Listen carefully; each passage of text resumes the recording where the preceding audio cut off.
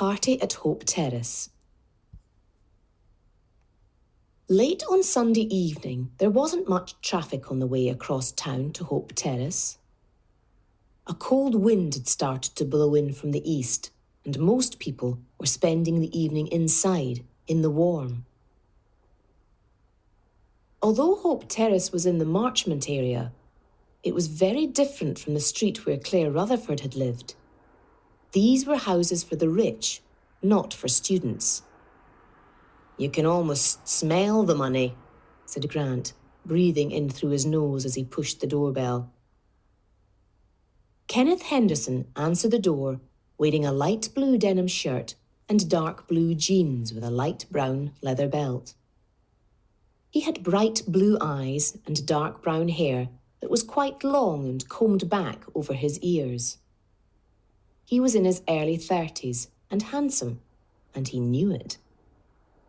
He opened the door wide, looked first at Logan, then at Grant, and then back at Logan. "Kenneth Henderson?" asked Logan. "Yes," said Henderson. "Inspector Logan and Sergeant Grant," said Logan. "We'd like to ask you a few questions." "Sure, of course." Come in," said Henderson. Logan and Grant walked through a large square hall into a bright room with a light wooden floor. The furniture was all light wood too, with bright blue and yellow covers on the chairs and the sofa. Logan noticed a photograph lying on one of the tables.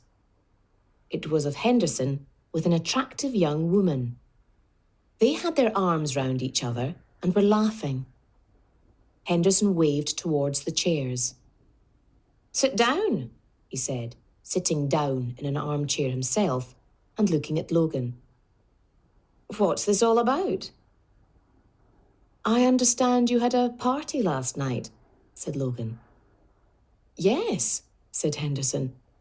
"Oh, I hope the neighbours haven't been complaining about the noise again." "Not that I know of," said Logan. "But a young girl who came to the party hasn't been home since. Fran Stewart." "Fran," said Henderson.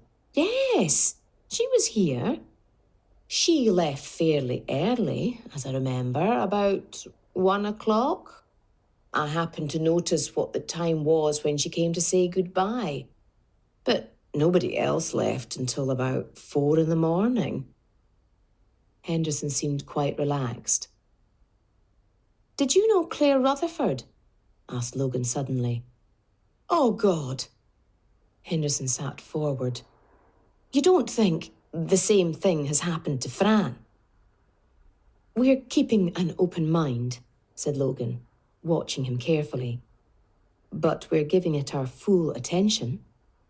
"Well, yes, I can understand that," replied Henderson, getting comfortable in the armchair again. "So," repeated Logan, "did you know Claire Rutherford?" "Well, sure, I knew who she was. But we never had anything to do with each other, professionally or privately," said Henderson, giving Logan a big smile. "Who else was at your party?" asked Logan. "People from the university," said Henderson. "Students, teachers." "David Balfour?" asked Grant. "Yes, David was here for a time." Henderson smiled again. "But he's not really a party animal. He probably left early." "What do you mean, probably?" asked Grant. Henderson looked at Grant.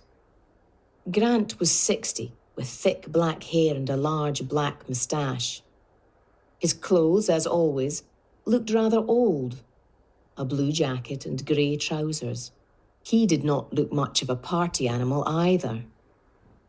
"Well, I don't check when my guests arrive and leave," said Henderson. "And some people just leave when they want to go home. They don't come and say goodbye.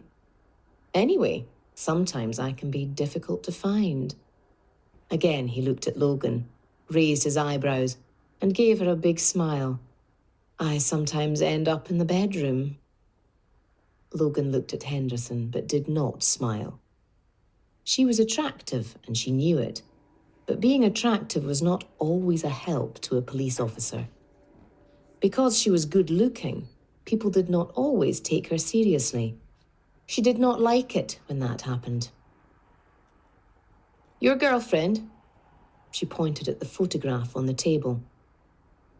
Ex-girlfriend, said Henderson, stretching lazily and putting his hands behind his head.